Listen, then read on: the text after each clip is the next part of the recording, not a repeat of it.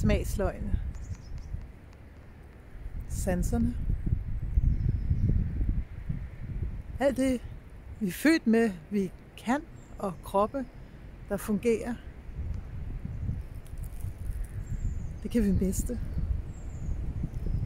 Jeg er sådan en, der har mistet noget af det. Og jeg vil rigtig gerne være med i MasterChef alligevel.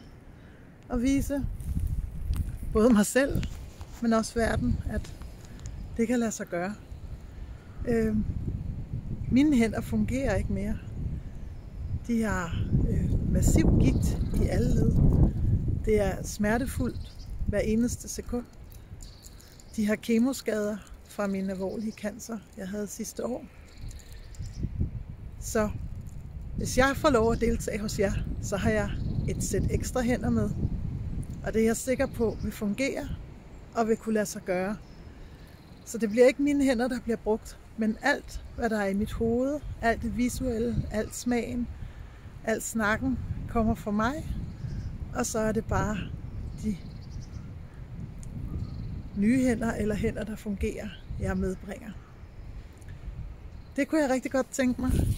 Jeg har set det fungere i lignende konkurrenceprogrammer i udlandet med hjælpere. Så jeg tænker måske, at det kan vi også bringe i MasterChef i Danmark. Jeg håber rigtig meget, at jeg kan komme til casting hos jer. Hilsner fra Winnie, 53 år.